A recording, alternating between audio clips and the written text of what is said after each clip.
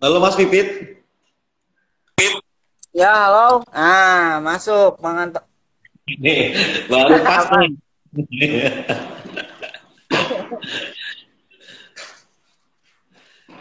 Ya Mas Pipit, Aman ya. nih kita ketemu lagi nih. Tadi kita habis latihan berkali-kali.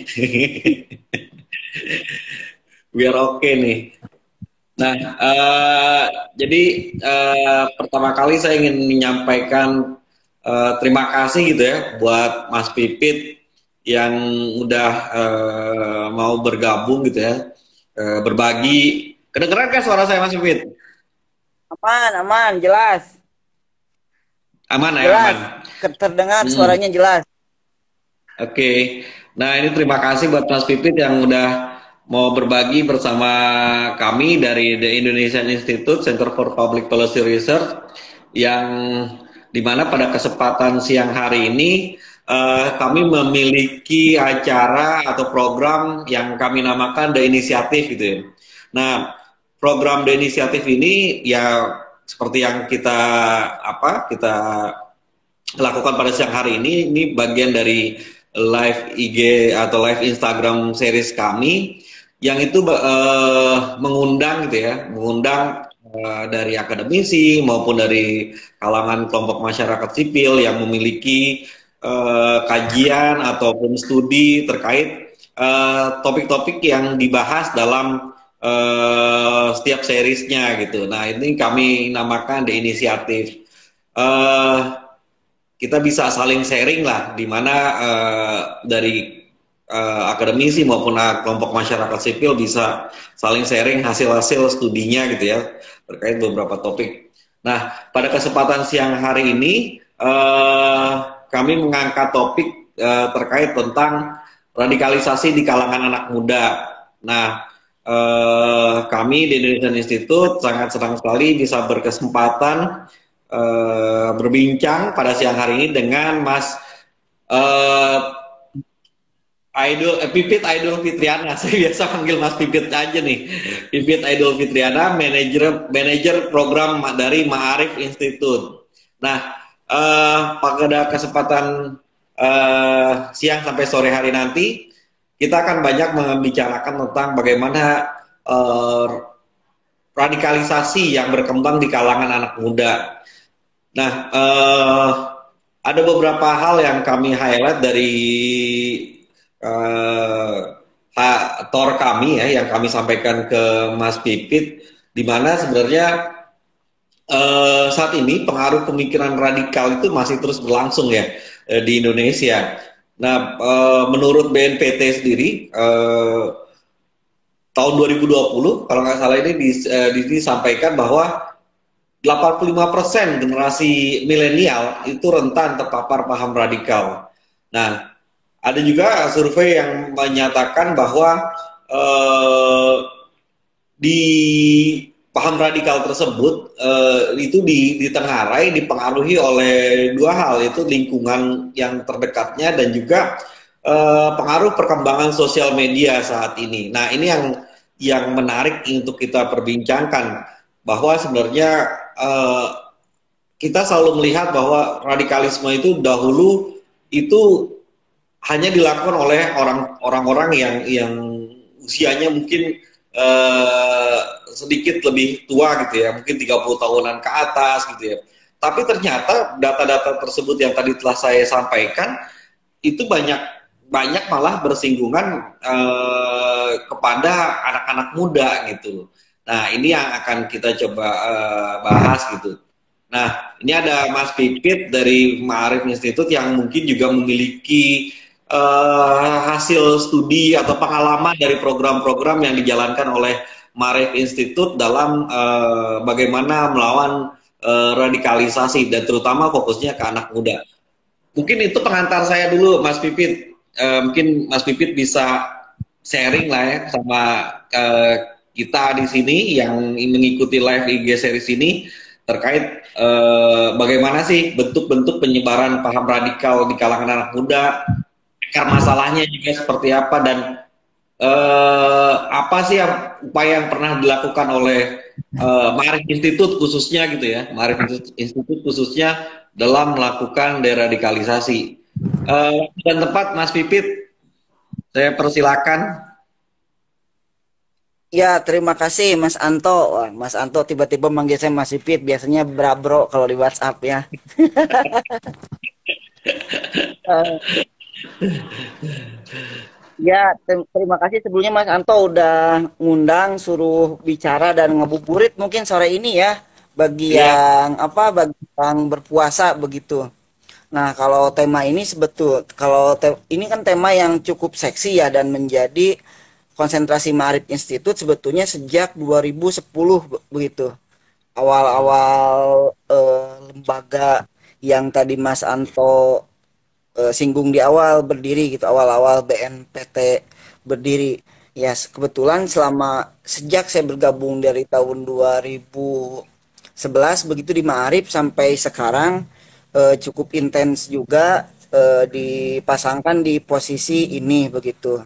Nah, kalau kita mau bicara sedikit secara historis Mas Anto ya. Suara saya hmm, jelas kan Mas Anto? jelas, jelas, Nah, aman. kalau mau sedikit agak bicara historis begitu, awalnya kelompok ini kan eh, JI dan kawan-kawannya dulu begitu, Jamaah Islamiyah. Kemudian geser mulai tahun 2013 mulai muncul Al-Qaeda, kemudian itu generasi awal ya. Kemudian ISIS yang bentuknya di Indonesia itu ada JAD dan JAT begitu kira-kira lah. Tapi nah dari perubahan organisasi-organisasi itu juga diikuti dengan perubahan pola transformasi dakwah lah katakanlah. Karena mereka pakai bahasa-bahasa agama Islam ya, saya juga pakai bahasa Islam ya. Ada pergeseran pola pola dakwah begitu. Ini yang kami dapatkan dari riset lapangan di Ma'arif, juga riset lapangan beberapa lembaga lain, misal PPIM UIN Jakarta begitu. Terus dari IPEC ya yang dipimpin Sidney John dulu, lapor-laporannya seperti itu. Nah, perbedaan perkembangannya jika dulu radikalisasi itu katakanlah dilakukan secara offline dan dengan waktu yang butuh agak panjang begitu. Biasanya beberapa pertemuan eh, misalkan nih kalau saya seorang yang berideologi radikal begitu yang di negara kita ini terlanjur dikenal dengan istilah teroris begitu. Kalau saya seorang perekrut teroris, biasanya saya butuh waktu ketemu beberapa kali dengan Mas Anto misalkan yang ingin saya jadikan sebagai apa ya? Sebagai pengantin bunuh diri begitu begitu. Saya butuh waktu beberapa kali dan sudah barang tentu Mas Anto tidak akan tahu jaringan atau sel saya itu siapa aja begitu. Tapi kalau sekarang karena perkembangan internet saya kira ya, terus momentum COVID-19 juga turut menentukan radikalisasinya bisa lebih cepat begitu, bahkan melalui media sosial. Nah, tentu kalau kita mengikuti isu ini dengan sesama, anak muda yang terradikalisasi dan katakanlah menjadi ikon radikalisasi via dunia sosial itu kan Dania begitu. Nah, itu saya sempat beberapa kali bertemu ngobrol dengan Dania, bahkan kita libatkan di aktivitas-aktivitas Ma'arif Institute begitu ya Dania itu. Ya dulu secara personal saya bicara ya jawaban Dania persis seperti jawaban yang dia sampaikan di berita-berita yang kita bisa akses begitu. Bagaimana dia anak yang orang tuanya dulu itu kerja di BUMN kan di salah satu BUMN cukup sibuk ingin mencari pengetahuan agama lewat media sosial. Akhirnya masuk ke grup Instagram, dari grup Instagram itu ketemu Ustadz ABCD. Nah, ini saya berjenggot juga ya, tapi kalau saya bukan Ustadz lah. Ini jenggotnya bukan jenggot ideologis, jenggot Aksesoris. aksesoris. Nah, dannya ketemu di grup WhatsApp, radikalisasi dan lain-lain. Terus kalau kita ingat pelaku penyerangan Makobrimob juga Dita Dita Siska Milenia kalau tidak salah namanya, itu kan tidak pernah bertemu langsung dengan katakanlah ustadznya begitu. Tapi ya hanya melalui media-media sosial kan. Dan ini membuktikan bahwa ada dua perubahan utama Mas Anto saya kira. Perubahan pertama secara media ya, dari biasanya bertatap muka langsung begitu di suatu tempat berpindah ke dunia maya. Bahkan tidak perlu lihat-lihatan muka seperti saat ini. Dania itu kan bilang di apa namanya Telegram ketika itu, dia kan tidak tahu ustadznya yang mana, cuma dapat kiriman aja tulisan dia baca sendiri begitu. Itu yang pertama. Yang kedua, selain perubahan medium itu juga proses rekrutmennya jadi lebih cepat begitu Mas Anto. Kalau dulu seseorang terradikalisasi ini kan lama, butuh waktu, butuh proses begitu. Ya mungkin dulu karena handphonenya juga masih Nokia yang zaman dulu ya, masih Nokia kalau packing begitu handphonenya Mas Anto. Yang istrinya Cak Nun itu belum ada teknologi seperti WhatsApp saya kira ya. SMS pun dulu kan singkat-singkat biar tidak lebih dari satu layar, karena kalau lebih dari satu layar biayanya kan lebih mahal tuh, makanya singkat-singkat. Kalau sekarang kan bisa kirim panjang-panjang. Nah, dulu itu lama begitu karena pasti ngatur waktu ketemuan kan cukup lama begitu. Kalau sekarang ya nggak ketemu juga, tinggal ngeblas pesan. Nah ini lebih cepat juga. Pertanyaannya mungkin ketika proses radikalisasi bisa lebih cepat, katakanlah apakah proses deradikalisasi bisa lebih cepat? Nah sebetulnya saya tidak berhak menjawab pertanyaan ini, karena yang harusnya menjawab ini kan teman-teman atau bapak-bapak di BNPT lah. Ya kan radikalisasi makin cepat, bisa tidak begitu deradikalisasinya makin cepat? Saya tidak tahu karena Ma'arif tidak bekerja untuk wilayah sana. Ma'arif kan bukan di wilayah penanganan, kita lebih katakanlah di wilayah penyadaran begitu, dan di wilayah pencegahan dan penyadaran akan bahayanya itu. Tapi itu jadi pertanyaan menarik Mas Anto. Andai kata nanti ada yang bertanya, saya udah pasti tidak bisa menjawab. Bisa nggak radikalisasi yang berubah jadi cepat itu radikalisasinya bisa jadi cepat juga? Saya nggak bisa menjawab karena tidak pernah terlibat atau melibatkan diri di itu. Itu poin yang pertama Mas Anto. Poin yang kedua, saya kira ini saya berangkat dari tor yang Mas Anto kirim ya dan tadi disinggung. Poin yang kedua, banyak teori tentang seseorang menjadi radikal katakanlah. Nah, tapi ada satu teori yang sampai sekarang bagi saya ya paling relevan dengan kasus-kasus yang saya ikuti begitu. Yaitu teori dari Petuli Mogadam. Di salah satu jurnal dia kan nulis Starway atau Starcase to terorisme gitu. Bagi Mogadam ada beberapa tahapan, ada beberapa tangga sebelum katakanlah seseorang menjadi radikal atau menjadi teroris kalau dalam kasus konteks keindonesiaan kita. Meski kata teroris ini saya kira banyak disalahpahami ya, karena kok teroris menurutkan umat Islam dan lain-lain. Ya bukan begitu. Ya ini perdebatan lain, tapi maksudnya kata teroris itu kan berlaku bagi semua penganut agama Mas Anto, bukan hanya Islam. Nah di Amerika terorisnya kan kelompok Ku Klan begitu kan. Di Myanmar kelompok apa? Ya di kita mungkin karena yang melakukan orang Islam jadi stigmanya ke Islam, tapi ya masih ada masyarakat yang apa ya, yang anti dengan istilah itu. Saya nggak anti sih. Nah, Mogadam itu sederhananya kan di teori yang dia buat itu teori seseorang akan menjadi teroris setelah menempuh beberapa tahapan begitu. Yang pertama tentu ketika dia punya pandangan yang intoleran katakanlah. Nah, pandangan intoleran ketika misalkan saya yang beragama Islam misalkan menolak Mas Anto yang beragama Islam hanya karena katakanlah Islam saya merasa Islam saya dan Islam Mas Anto berbeda begitu. Tapi ya itu masih dalam pikiran begitu. Saya belum berani belum berani mengungkapkan bahwa saya dan Mas Anto berbeda gitu. Kira-kira itu tangga pertama. Nah, ada tangga selanjutnya itu ketika saya mulai berani bilang bahwa Mas Anto, saya dan Mas Anto berbeda gitu. Tapi Hmm. ketika saya bilang saya dan Mas Anto berbeda itu ingin menegaskan bahwa saya tidak setuju dengan perbedaan kita. Nah, kalau definisi toleransi kan ketika kita berbeda ya kita setuju aja gitu, nggak ada masalah. Ya Ya, saya ya. paham misalkan Mas Anto eh siapa, saya siapa, kita berbeda, it's okay, selesai begitu. Nah, tangga selanjutnya apa namanya ketika apa yang ada di pikiran itu diekspresikan lewat perbuatan. Nah, tadi kan Hmm. baru lewat perkataan. Lewat perbuatan yang misalkan dia mulai melakukan eh, melakukan hal-hal intoleran kepada orang lain. Dia Hmm. mulai melakukan persekusi.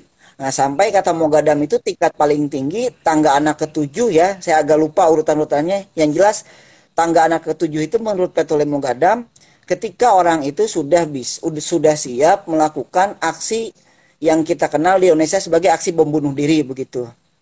Nah, Hmm. celakanya Mas Anto, kalau kita mengikuti hasil riset beberapa lembaga ya, misal yang selalu saya kutip karena saya mainnya di anak muda begitu, di anak muda dan pendidik, ada 3 hasil riset PPIM saya kira yang menarik dan harus menjadi awareness untuk kita semua.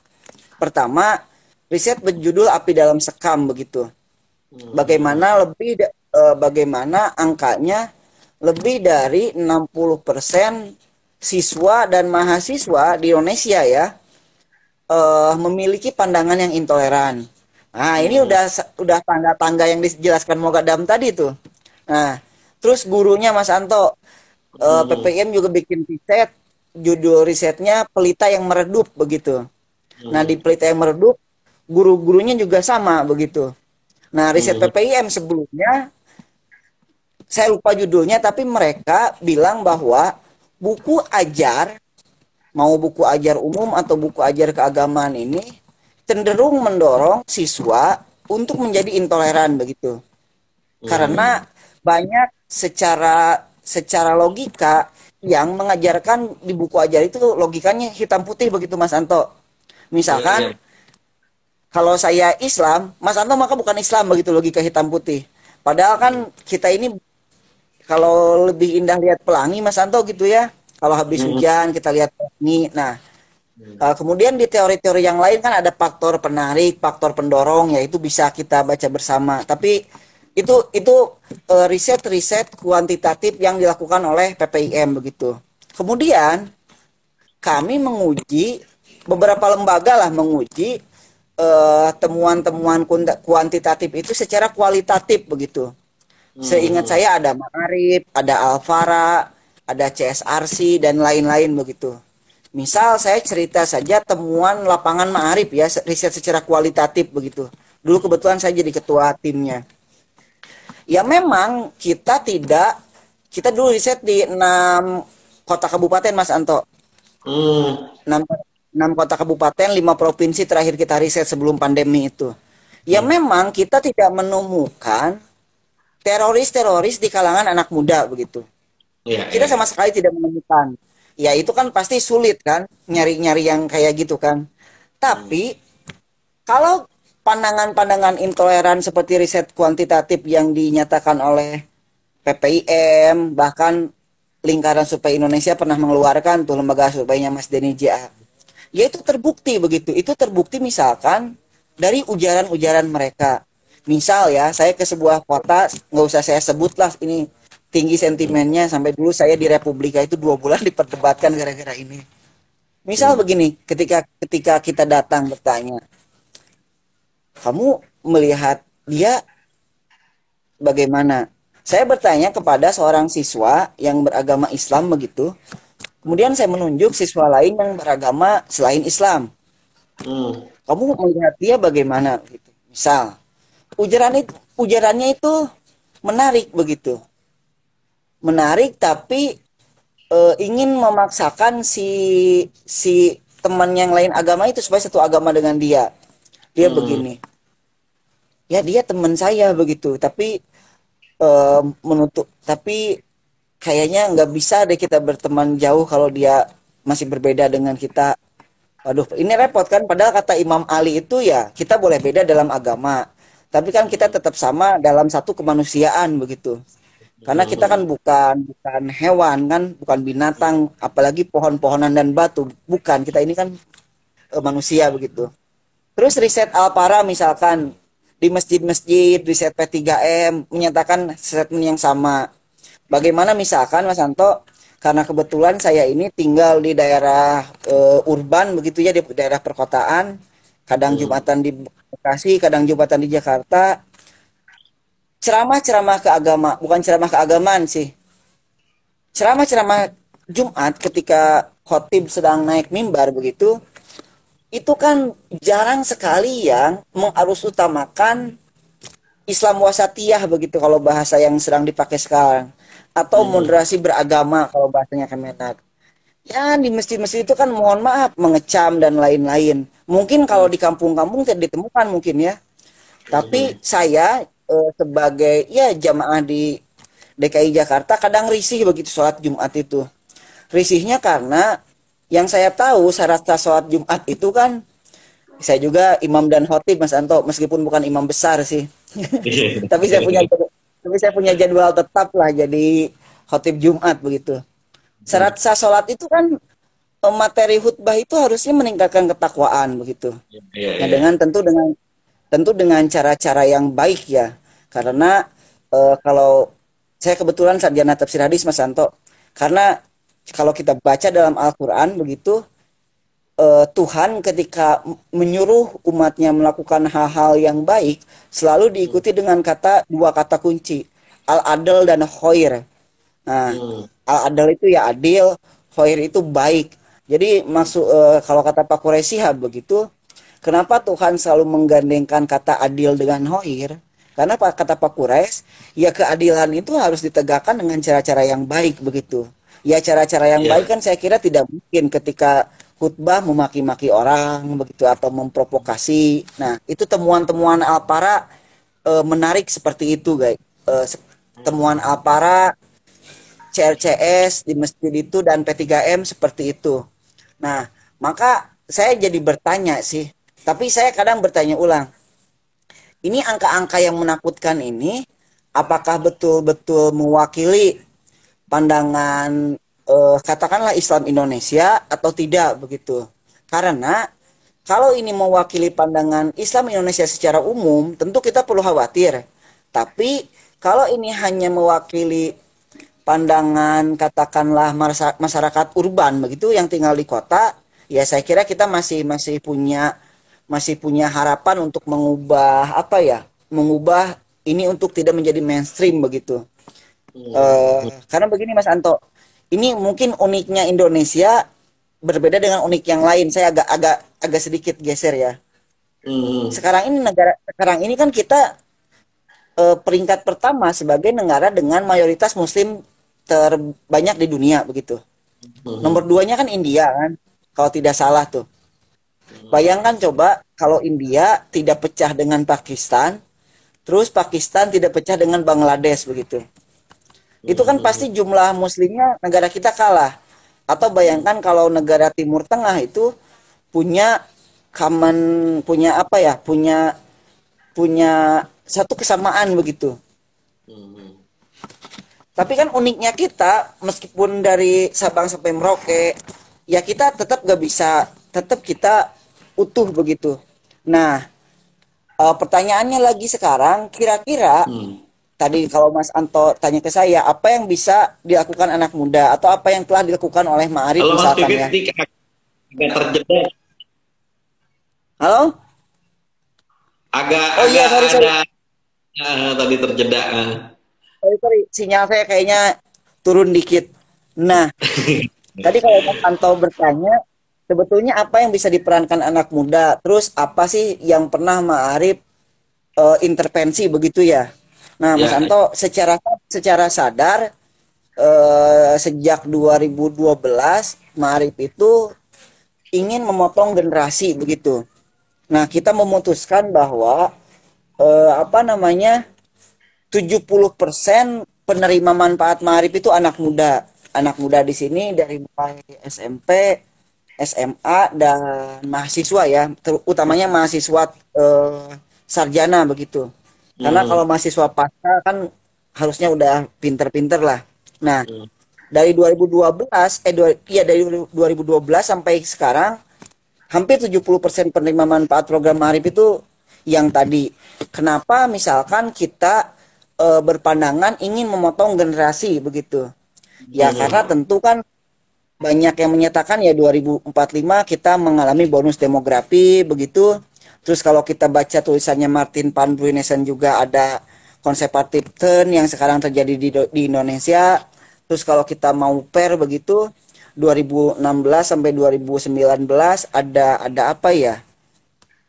Saya nggak tahu ini bahasanya agak kasar atau tidak. Ada politisasi agama begitu dengan Hmm. kemunculan preman berjubah menjadi tokoh utamanya. Kalau bahasa Buya kan yang tentu eh, hal-hal itu kan kalau dibiarkan akan menjadi sebuah kelajiman dan pembenaran saya kira Mas Anto. Nah, maka pikiran kita dulu lebih baik kita potong generasi Hmm. begitu. Pertanyaannya, bagaimana dengan generasi yang katakanlah sudah mapan? Ya sudah mapan itu kan kalau di sekolahan guru-guru begitu ya. Kalau Hmm. di perguruan tinggi dosen-dosen ya tetap kita melakukan intervensi begitu. Cuma intervensi untuk mereka tidak sebesar intervensi untuk anak muda. Contoh saya contohkan, kalau di Ma'arif intervensi yang dilakukan untuk guru dan dosen itu ya hanya lewat sekolah kebudayaan begitu. Hmm. Itu programnya program setahun sekali, kita live in selama 1 sampai 2 minggu guru-guru dan dosen-dosen itu kita apa ya? Kita eh, diskusikan ulang bersama mengenai apa itu keindonesiaan, apa kemanusiaan dan apa itu keislaman. Bukan keislaman, sorry.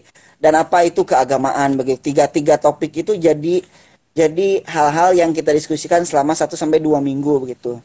Cuma kalau untuk anak muda, kita punya youth camp misalkan. Youth camp selama seminggu begitu.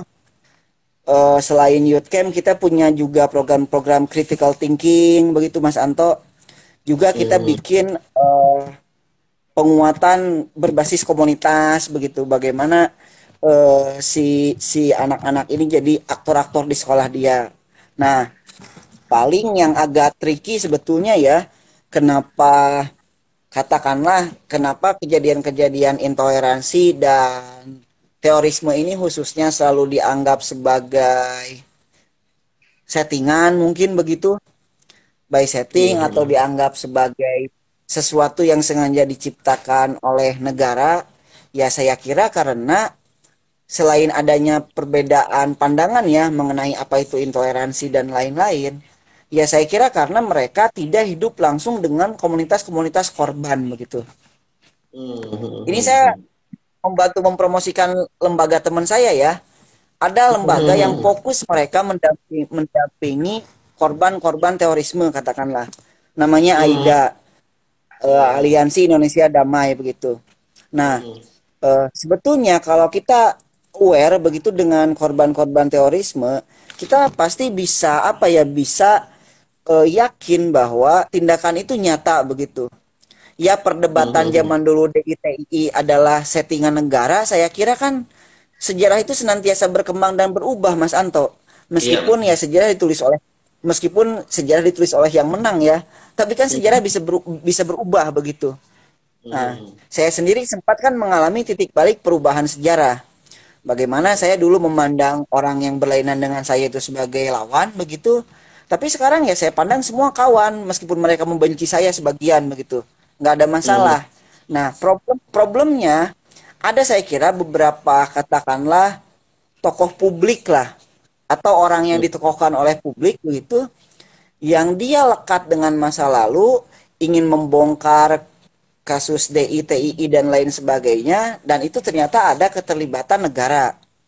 Nah, pandangan itu tidak mau dia ubah begitu dan kemudian dia kampanyekan kemana-mana. Ya pada saat itu pandangan demikian memang betul Mas Anto saya kira.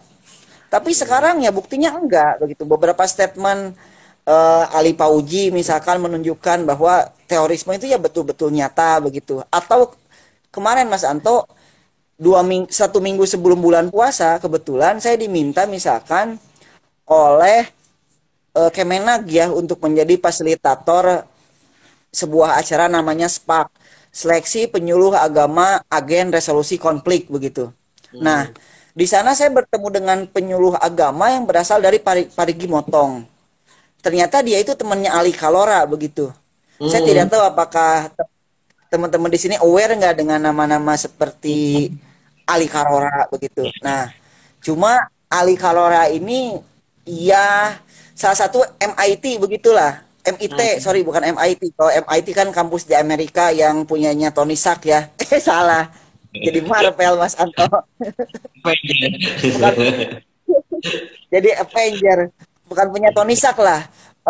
Kampus tujuan orang-orang scholar begitulah. Kalau saya kan tidak scholar, cukup cuma penikmat buku saja. Jauh saya dari scholar.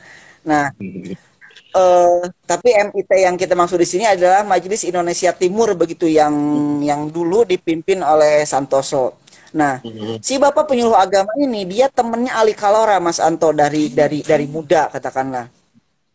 Dia bercerita bahwa dulu Ali Kalora tidak seperti itu begitu. Cuma ketika aduh ini jadi saya bicara konflik poso sedikit gak apa-apa ya. Mungkin ini berkah saya berkah beberapa kali bolak-balik ke Poso mungkin. Nah kata dia, dulu kan konflik Poso itu sebetulnya cuma gara-gara anak muda ada yang mabuk dan berantem awalnya Mas Anto begitu sederhananya. Ya kita bisa baca tulisan orang bule, tulisan Dave McRae lah kalau mau bule. Kalau tulisan Indonesia ya harus buka-buka arsip Komnas HAM zaman dulu tuh. Awal-awal lembaga itu berdiri. Nah, intinya si penyuluh agama itu bilang yang teman Ali Kalora itu, ya ini agak susah karena orang selepal Ali Kalora itu dia udah ideologi begitu katanya. Udah ideologi memang pandangannya agak keras begitu. Bahkan kemarin itu menarik ya karena ada perdebatan pas acara di Kemenag itu sejauh apa Kemenag atau kementerian katakanlah bisa memberi perlindungan bagi orang-orang yang ingin memberikan informasi begitu. Karena ini kalau kita ikuti Mas Anto beberapa waktu lalu belum 1 tahun masih di tahun ini terjadi pembunuhan di Parigi Motong kepada para petani begitu. Nah si bapak penyuluh agama itu bilang, Mas mau tahu nggak kenapa itu petani dibikin mati bahasa dia? Ya karena itu petani yang ngasih tahu aparat katanya kemana mereka lari. Nah, sampai diskusinya ke arah sana. Ya mungkin kalau tidak aware ya nggak apa-apa karena tentu kan dunia kita ini kan berbeda-beda Mas Santo ya. Kebetulan kan saya dan masuk di dunia sana jadi percaya begitu. Itu yang kedua. Yang terakhir saya kira paling apa ya yang bisa kita lakukan begitu supaya katakanlah intoleransi ini ya bagi saya ya intoleransi ini kan pintu masuk menuju terorisme kalau bagi saya. Nah maka pertanyaannya bagaimana kita mencegah intoleransi begitu? Karena aku yakin kalau intoleransi dicegah yang namanya radikalisme terorisme nggak bakal ada begitu. Saya sih sekarang sederhana ya karena sekarang generasinya generasi micin Mas Anto. Sorry bukan generasi micin begitu, generasi media sosial, generasi sosmed. Ya bagi saya kita harus bisa memenangi kontestasi yang terjadi di media sosial begitu. Kalau kita tidak bisa memenangkan kontestasi di media sosial ya jangan harap begitu kita bisa bisa mengarus utamakan pandangan-pandangan moderat begitulah ala Islam Indonesia. Mas Anto, mohon maaf, ini saya ingat ini terakhir mungkin ya, takut ada pertanyaan lain. Ini yang saya ingat dan sekarang jadi masalah. Almarhum ibu saya, Mas Anto. Almarhum ibu saya ini kan Muhammadiyah sejati katakanlah. Iya. Perempuan zaman dulu kan kerudungnya itu apa ya? Biasa aja gitu ya. Yang asal ditempel itu loh. Kalau sekarang yang masih mengenakan seperti itu kan Bu Sinta Iya. Nuria Wahid, Mbak Yeni, Ya. Mbak Alisa begitu. Mhm. Ya, kadang ibu saya juga pakai kerudung yang rapi seperti yang dikenakan istri saya sekarang begitu. Tapi Mhm. misal ya, maksud saya ini bagaimana pergeseran wacana di media sosial dan ada kelompok yang menang dan ada kelompok yang kalah begitu. Tapi kalau kita lihat sekarang Mas Anto, kalau kita lihat standarisasi kerudung orang Indonesia sudah bukan seperti yang ibu saya kenakan dahulu begitu. Tapi Mhm. standarisasinya semua tertutup minimal ada jarumnya begitu. Mhm. Nah, padahal terus kan saya agak iseng Mas Anto. Saya Mhm. main ke Perpus UIN, main ke dekanat, ke rektorat begitu. Saya banyak menemukan foto-foto wisudawan, wisudawati. Ini UIN ya, dulu IAIN lah. Ya, ya, ya. Mahasiswa IAIN, ya Mhm. kerudungnya kayak tadi itu, begitu loh. Iya. Kerudungnya cuma ini. Nah, Mhm. terus bahkan ketika wisuda itu banyak mahasiswa yang tidak berkerudung. Mhm. Pertanyaannya, apakah mereka bukan orang Islam? Mereka orang Islam kok. Mhm. Si petugas perpus pastikan ke saya. Ini kan ada namanya, Mas, dia angkatan berapa? Ini orang Islam pasti, Mas. Oke, kata Mhm. saya. Karena kan orang non Islam yang boleh kuliah di UIN itu kan baru belakangan dan itu pun di pasca sarjana seperti Romo Greg begitu dan lain-lain ya. Oke, kata saya. Ini perubahan yang menarik. Maksud saya begini Mas Anto. Perubahan ini kalau dulu kan awalnya dimulai dengan revolusi Islam Iran tuh Iya, melalui iya. aktivis-aktivis pelajar Islam Indonesia katakanlah yang mendengungkan. Tapi kan itu prosesnya lama begitu melawan melawan kekuatan Orde Baru begitu ya. Tapi bayangkan begitu standar berpakaian perempuan muslim zaman sekarang. Itu cepat loh kerudung itu. Dan orang-orang yang tidak memakai kerudung sesuai dengan standar mereka itu biasanya dipersekusi begitu. Bahkan Mhm. saking ribetnya kelompok yang agak kanan ya kalau kita mau bicara lebih jauh ya ke Salapi kemana begitu metode kerudungnya itu kan berbeda dengan istri saya gitu. Istri saya kan cukup pakai jarum karena Mhm. dia NU tradisionalis begitu. Mhm. Nah, tapi kalau kalau di luar kelompok itu yang lebih agak keras begitu, itu kan sampai ada yang harus ke bawah begitu. Kerudungnya itu Mhm. satu badan. Nah, Mhm. sayangnya begitu ini hanya satu contoh ya. Maksud saya Iya. sayangnya ya kita tertinggal jauh di wacana begitu. Sorry Mhm. bukan di wacana. Kita tertinggal jauh di media sosial. Selain itu yang kedua yang saya lihat Mas Anto, organisasi-organisasi yang cenderung sudah mapan, ya mohon maaf katakanlah NU begitu, katakanlah Muhammadiyah, bagi saya kan yang paling mapan organisasi Islam cuma dua itu begitu. Mhm. Mereka dakwahnya itu apa ya? Mungkin kurang kontekstual Mas Anto. Ini yang Mhm. dilakukan oleh Muhammadiyah dan NU secara struktural ya. Ya kalau kita mengkritik kan bebas Mas Anto ya, karena saya tidak ada di struktural begitu. Saya kan orang kultural begitu. Kenapa kenapa Mhm. saya katakan begini? Misal begini Mas Anto, eh pembagian sederhananya kan dakwah Muhammadiyah itu di kalangan perkotaan katakanlah. Terus Mhm. NU di kalangan pedesaan begitu. Mhm. Pertanyaan banyak lembaga survei. Siapa ustadz idola bapak atau ibu? Itu jawabannya itu tidak ada ustadz yang merepresentasikan NU atau Muhammadiyah kalau kita mau jujur. Memang misalkan Ustadz Adi Hidayat atau Mhm. Ustadz Abdul Somad yang sekarang lagi ngetren ya. Ya Ustadz Adi Hidayat itu kan senior saya di pondok pesantren Mas Anto. Saya sempat hidup 2 tahun bareng di tempat yang sama dengan Ustadz Adi Hidayat begitu. Tapi kan Mhm. dia lebih memilih jalur meskipun pandangan dia Muhammadiyah saya yakin dia kan Mhm. lebih memilih jalur pribadi bukan organisasi begitu dan tidak pernah bawa nama-nama Muhammadiyah. Ustadz Abdul Somad kan secara tradisi dia tradisinya NU banget begitu. Mhm. Tapi ya dia jalan dengan nama sendiri tidak mau bawa organisasi dan lainnya begitu. Pertanyaan saya, pola dakwah pola dakwah ini lagi-lagi harus apa namanya ya?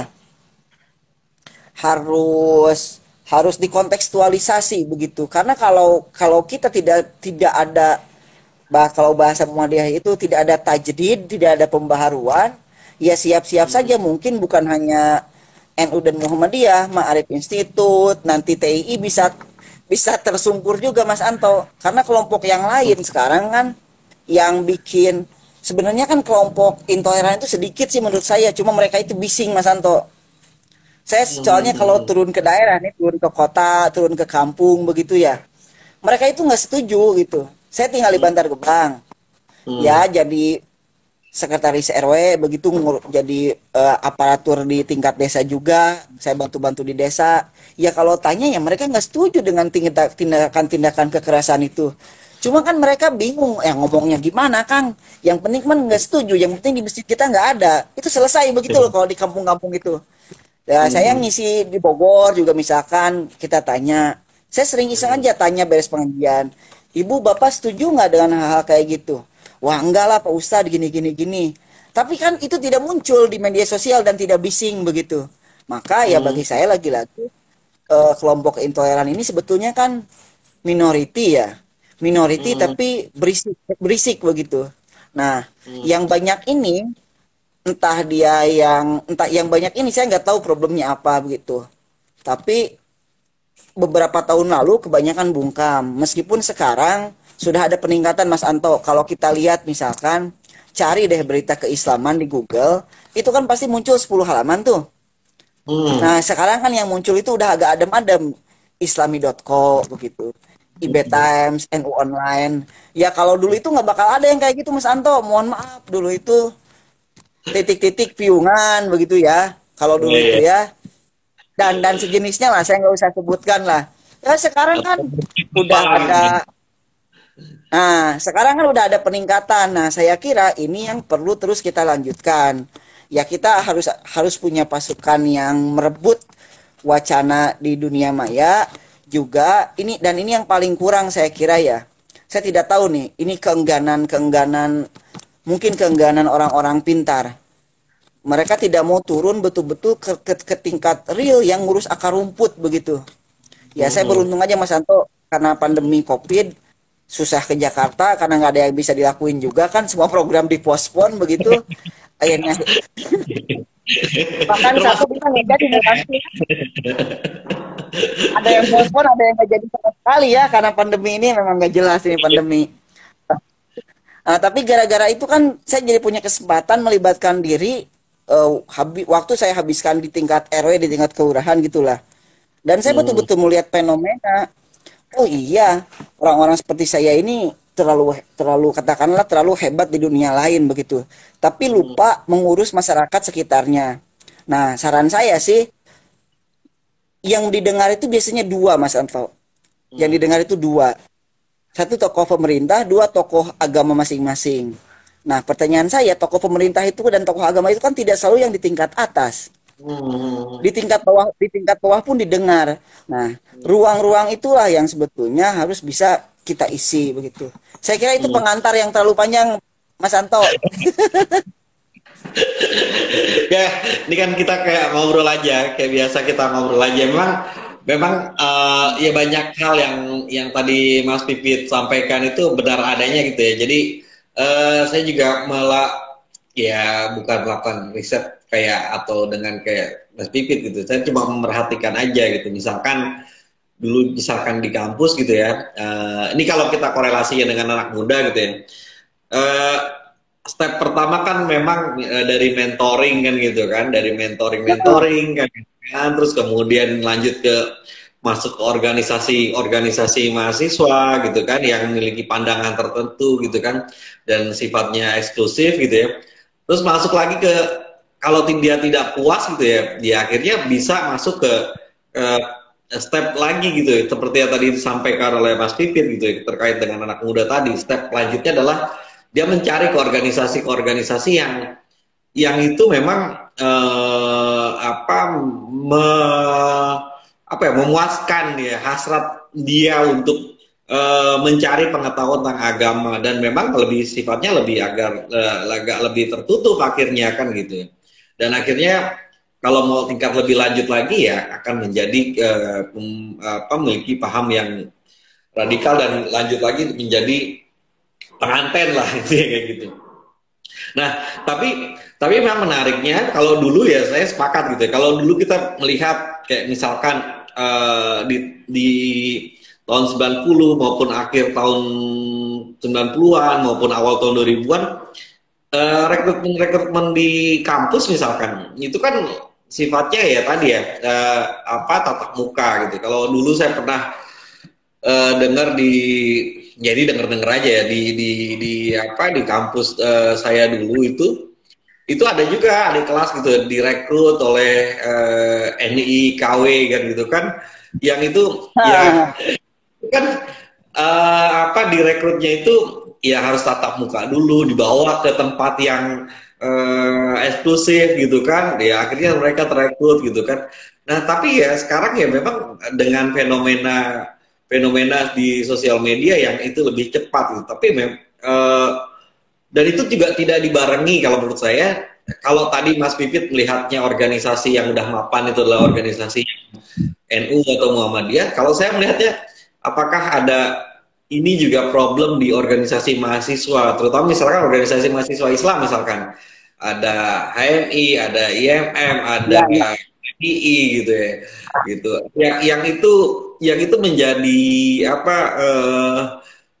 Yang apa ya? Yang itu tidak bisa mungkin mendampingi teman-teman mahasiswa gitu ya, untuk mendapatkan pengetahuan agama yang lebih moderat gitu dibanding kawan-kawan organisasi lain kan gitu kan tanpa menyebut nama gitu ya. Ya, ya. yang Cocok. gitu ya larinya mungkin bisa jadi di organisasi mahasiswa ikut organisasi mahasiswa Islam tiba-tiba hanya direkrut untuk apa pemilihan senat gitu kan atau pemilihan BM gitu kan sekarang gitu kan padahal bagi mahasiswa pemula mungkin yang ingin mereka dapatkan adalah ya tadi pendampingan secara pemahaman keagamaan karena mereka jauh. Kalau Mas Pipit kan ini kan latar belakang udah pesantren kan gitu kan. Tapi kan banyak orang-orang yang lain tuh ya, mereka terutama bukan di kampus UIN loh ya, di kampus-kampus yang dalam tanda kutip negeri sekuler gitu kan. Itu yang mereka punya interest gitu ya terhadap keagamaan, tapi akhirnya kurang pendampingan dari organisasi-organisasi mahasiswa Islam yang tadi saya sebutkan tadi, akhirnya mereka masuk ke atau didekati oleh organisasi mahasiswa Islam dengan pandangan yang memiliki pandangan eksklusif tadi, akhirnya mereka masuklah ke sana gitu. Nah itu step awal sih sebenarnya. Nah ini juga menjadi catatan sih sebenarnya bagi teman-teman organisasi mahasiswa Islam gitu ya, yang memiliki pandangan cukup moderat dan telah memiliki track record yang cukup lama gitu ya, menghasilkan tokoh-tokoh publik yang tadi Mas Pipit sampaikan, tokoh publik ketika udah jadi pun akhirnya ya kayaknya masih enggan gitu untuk ke akar rumput, kembali ke akar rumput gitu. Nah ini yang menjadi problem kita. Ya memang catatan juga, saya juga pernah juga gitu berpikir kenapa sih organisasi-organisasi mapan yang tadi di tingkat kampus maupun di sifatnya umum ya itu masih jauh. Tapi kan memang itu kayaknya di struktur yang di perkotaan gitu ya. Karena juga kemarin saya juga sempat berbincang-bincang dengan kawan yang dia sering melakukan riset gitu ya, atau survei gitu ya. Ada secara kultural gitu, secara kultural ya kelompok masyarakat ini dapat dibilang masuk dalam kultur NU gitu kan, atau kultur Muhammadiyah gitu, secara peribadatan. Tapi giliran lagi ditanya siapa sih calon lo kan gitu kan yang dipilih kan gitu kan, atau partai apa yang dipilih, yaitu berbeda gitu dengan ormas yang tidak terlalu sejalur gitu ya gitu, dan bahkan lebih ke partai Islam yang memiliki pandangan berbeda dengan ormas yang dia mewakili secara kultural kan gitu kan. Nah itu menarik gitu ya, terutama di perkotaan sih ya. Kalau di pedesaan mungkin tadi apa yang disampaikan Mas Pipit, sebenarnya nggak terlalu banyak juga dipersoalkan mau itu apa. Tapi memang ya tadi mereka lebih memiliki patron klien yang cukup kuat ya kalau di pedesaan, dan tergantung siapa kiainya, tergantung siapa ustadznya gitu, tokoh masyarakat setempat kan itu kan, dan itu cukup bisa ya kalau di pedesaan mungkin nggak terlalu ini ya, nggak terlalu mengkhawatirkan, tapi kalau di perkotaan ini yang cukup mengkhawatirkan kayaknya gitu. Nah, karena saya lihat juga gitu, karena pernah TI melakukan riset terkait dengan apa PBM, implementasi PBM 2006 gitu ya, terkait bagaimana bagaimana mendirikan rumah ibadah aja kan perlu tanda tangan tuh kan gitu kan. Ya, ya. Saya menemukan gini waktu itu Pak, ketika riset, misalkan di daerah-daerah Jabodetabek lah, katakanlah seperti itu. Ada di satu tempat kasus gitu ya. Di lingkungan itu sebenarnya orang udah pada tanda tangan gitu. Yang demo itu orang dari jauh gitu banyak kan. Gitu. Di lingkungan sekitarnya itu nggak ada masalah, tapi yang demo itu datang diimpor lah dari jauh. Nah, itu kan akhirnya menjadi problem gitu. Bahkan pemerintah daerah setempat pun juga heran gitu, kenapa kok jadinya gini kan gitu kan. Jadi ada provokasi dari kelompok-kelompok yang tadi Mas Pipit bilang ini sebenarnya minoritas sih kelompoknya gitu kan. Tapi ternyata itu bisa menjadi perbincangan publik gitu. Ketika mereka menolak dan juga mempersoalkan itu, akhirnya memprovokasi orang-orang di sekitar. Nah, ini yang menjadi problem. Nah, selain itu juga ya kami juga dari TI juga melihatnya penting juga sih sebenarnya apa ya, selain dari bagaimana menyebarkan moderasi pandangan keagamaan, kita juga melihatnya basicnya kalau untuk anak muda sih kurikulum pendidikan yang itu juga bisa menyebarkan nilai-nilai toleransi gitu ya di kalangan anak muda, kayak tadi Mas Pipit bilang di levelnya udah minimal di SD deh, SD, SMP, SMA gitu kan, perguruan tinggi gitu. Bagaimana mendorong itu gitu, kurikulum yang menyebarkan toleransi, tapi juga itu harus diikuti dengan ekosistem kayaknya, ekosistem pendidikannya gitu, manajemen sekolahnya, terus kemudian guru-gurunya kan gitu kan, itu yang penting juga untuk didorong ke depannya, bagaimana memang radikalisasi berjalan begitu cepat. Nah, proses deradikalisasi juga harus didorong begitu cepat. Nah, poin-poin tadi yang sebenarnya harus dilakukan kan gitu kan, membangun ekosistem pendidikan yang lebih toleran, kurikulumnya juga lebih menyebarkan nilai-nilai toleransi. Nah, dan juga didampingi oleh organisasi-organisasi masyarakat sipil, ya termasuk NU, Muhammadiyah, Ma'arif di sana juga ada kan gitu kan. Jadi negara itu juga bukan berjalan sendiri, tapi juga didampingi gitu. Itu kalau menurut saya kayak tadi apa yang disampaikan Mas Pipit gitu ya. Karena ini juga udah menjelang jam 4 ini, kayaknya Mas Pipit juga harus menemui jamaahnya juga nih untuk buka puasa. Nah, itu sih sebenarnya kalau menurut saya apa yang tadi yang disampaikan. Tapi itu akan menjadi PR kita bersama gitu, bukan hanya Ma'arif Institute, NU, Muhammadiyah, bukan hanya TI di Indonesia Institute, tapi juga PR bersama yang melihat persoalan radikalisasi ini masih menjadi PR besar bagi kita gitu, bagi keindonesiaan kita gitu.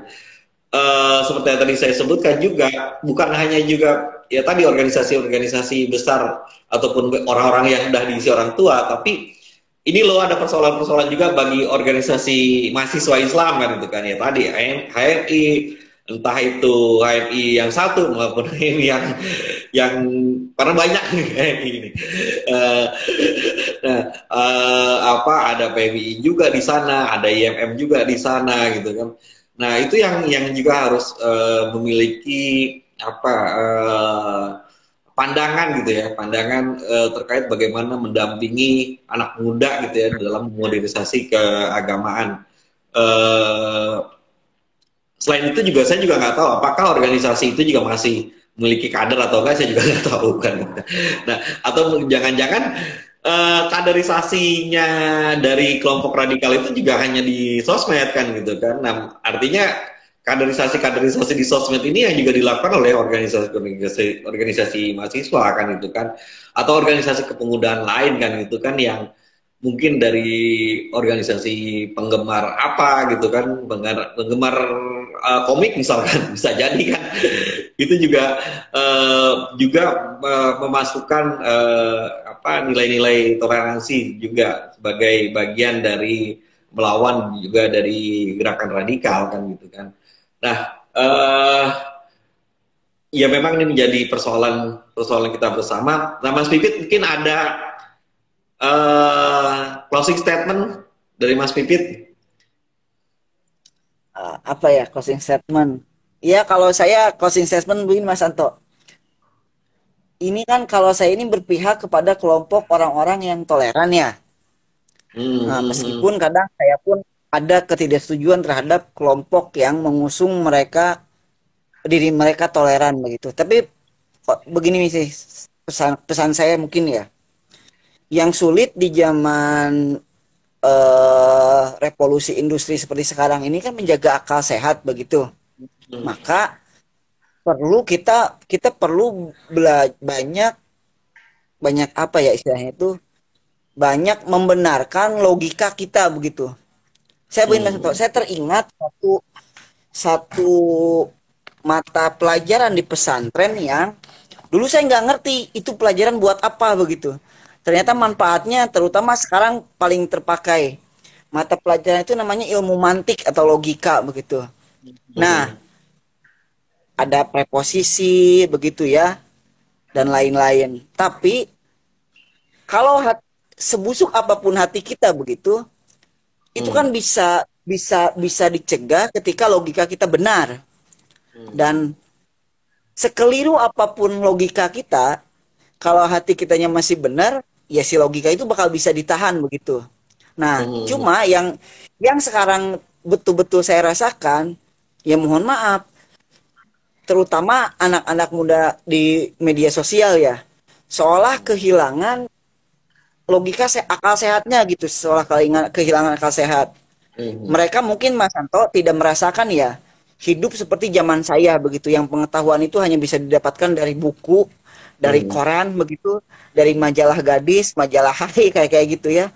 Sekarang buka HP dan kita itu kan berjuang mencari begitu. Kadang koran pun patungan. Saya itu di pesantren kalau pengen baca koran, kalau nggak patungan harus pas jam istirahat ke pos kostren begitu. Itu pun ya udah bekas bala-bala, cireng gitu kan, gorengan.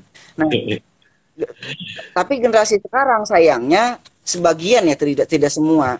Mereka merasa dirinya pintar karena Google menyediakan semuanya begitu. Padahal mereka tidak tahu kan ya Google itu berjalan, atau ya pokoknya Google salah satunya kan berjalan berdasarkan algoritma yang ada begitu. Maka di HP saya algoritma yang muncul itu pasti selalu tayangan bola. Karena saya sering ketinggalan nonton bola akibat faktor umur begitu. Nah, makanya sih kalau statement terakhir saya ya banyak-banyak menjaga atau berlatih menjaga akal sehat begitu, karena itu yang sekarang mulai hilang di Indonesia. Kalau saya perhatikan narasi-narasi kelompok intoleran itu kan seolah-olah, ya mohon maaf, ini ada kasus paling aktual, saya nggak usah sebutkan nama, nanti saya dihujat lagi kalau saya sering kali sebut nama tapi saya dihujat. Ini ada kasus aktual kekerasan menimpa seseorang begitu. Ya bagi saya itu kan tidak bisa dibenarkan atas nama apapun. Teman saya pun ngomong, iya sih ini tidak bisa dibenarkan atas nama apapun. Tapi ya kalau dia kebal melawan hukum, dia tidak kebal melawan massa. Ya saya tanya balik, apa hukum yang bisa kebal melawan dia?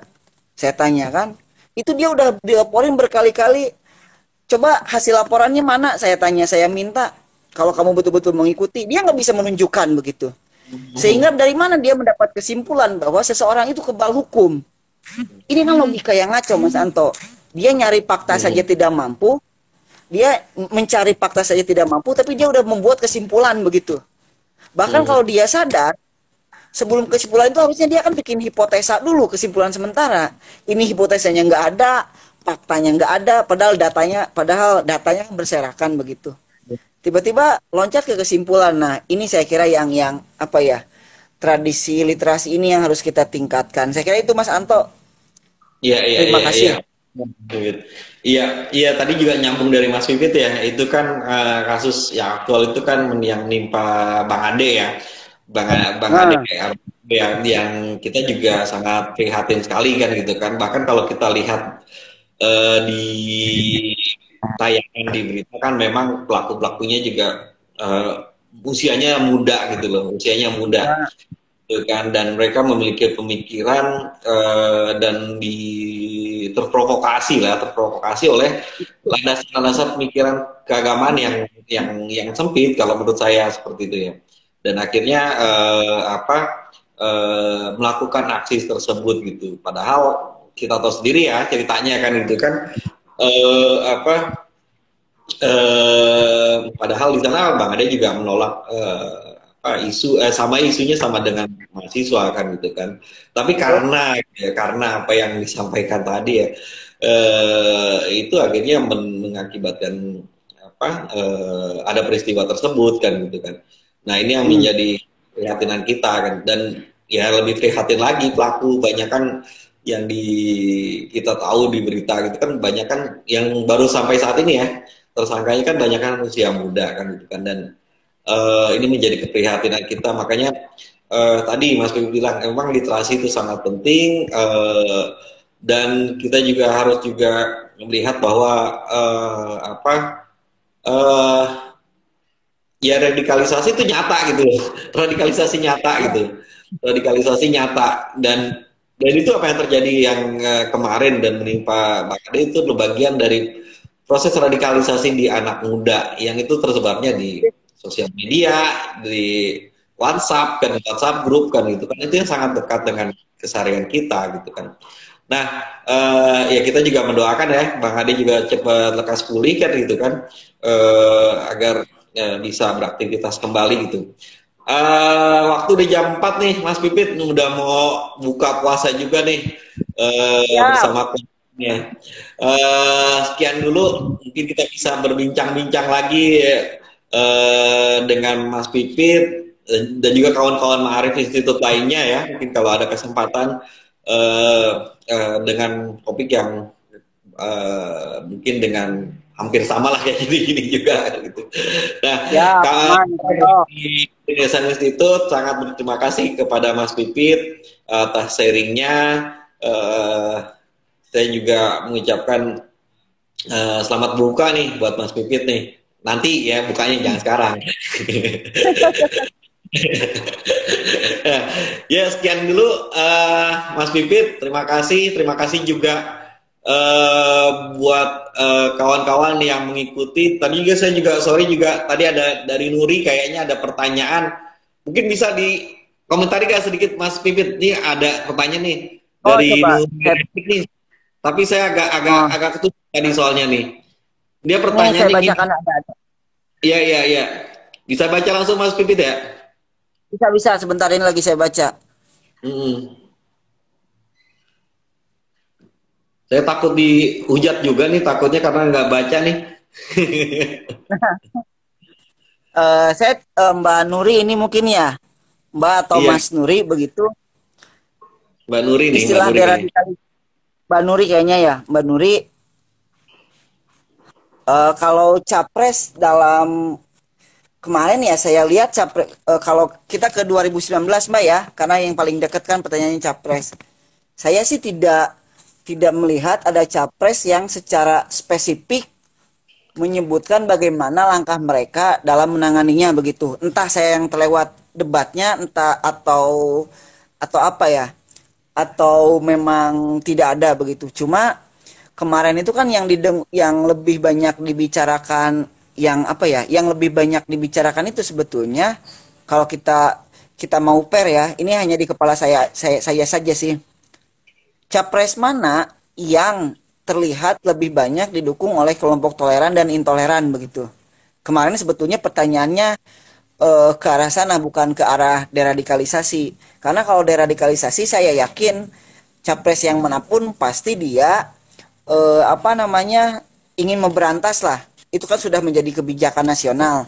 Bahkan tahun lalu Presiden Jokowi kan mengesahkan RANPE begitu, Rencana Aksi Nasional Penanganan Ekstremisme nomor 7 tahun 2021 kalau nggak salah Perpresnya itu. Nah, cuma saya sih kemarin lebih melihatnya ini kira-kira potensinya capres mana ya yang didukung oleh kelompok toleran dan didukung oleh kelompok intoleran. Pertimbangannya kalau pertimbangannya seperti itu, karena kalau upayanya kan ya nggak bisa Mbak, upaya itu bisa diukur kalau dia udah jadi capres atau belum. Itu aja Mas Anto mungkin. Oke, sip, sip, sip. Ya kalau saya nambahin sedikit aja dari pertanyaan Nuri tadi, sebenarnya lebih ke capres mana sih sebenarnya yang membawa narasi-narasi apa lebih banyak membawa narasi intoleransi seperti itu ya, dan ya itu kan kita tidak bisa melihat dari memang ucapan dari sang capres tersebut, tapi lebih banyak ke arah bagaimana tim suksesnya atau tim kampanyenya itu ya. Kalau capresnya tersebut ya pasti ada penyelenggara pemilu yang itu udah mewanti-wanti agar tidak membawa isu sara, itu pastinya kan seperti itu. Tapi di lapangan sangat jelas bagaimana kita juga melihat di lapangan maupun di sosial media ya, sangat jelas tim-tim kampanye kan itu kan memainkan isu-isu sara kan seperti itu, dan ya diharapkan ya 2024 nanti itu tidak terulang kembali gitu. Apa yang terjadi 2016 gitu ya, mulai dari 2000 bahkan 2012 lah kalau nggak salah, 2012, 2016, 2019 penggunaan isu sara dalam kontestasi politik itu harus diakhiri gitu, dan kita bisa lebih lebih nyaman aja sih sebenarnya gitu di WhatsApp group terutama. Apalagi Ya, saya Mas udah nggak pernah komen di WhatsApp grup itu. Aduh, sekali komen suka banyak yang aneh nanti. iya. Ya, gitu aja Mas Pipit ya. Makasih ya. Sama-sama Mas Anto, Mbak Nuri. Ya, saya akhiri acara The Inisiatif kali ini bersama Mas Pipit Aidul Fitriana, manajer program dari Ma'arif Institute. Mungkin juga kawan-kawan yang baru mengenal The Indonesian Institute bisa lihat di website kami www.theindonesianinstitute.com, atau untuk mengenal Ma'arif bisa langsung ke apa Mas Pipit, website Ma'arif? www.maarifinstitute.org. Oh itu .org ya, Ma'arif Institute. Ya terima kasih sekali lagi Mas Pipit. Terima kasih juga kawan-kawan semua yang menyimak diskusi kami nih. Mohon maaf jika ada salah-salah kata, ngalor ngidul kemana-mana. Tapi ini bagian dari bagian dari kita bagaimana menyuarakan hal yang sama, bagaimana untuk melawan radikalisasi, terutama di kalangan anak muda. Ya, terima kasih. Terima kasih Mas. Pamit Assalamualaikum. Mas Anto ya. Ya, amin. Pamit ya. Yuk.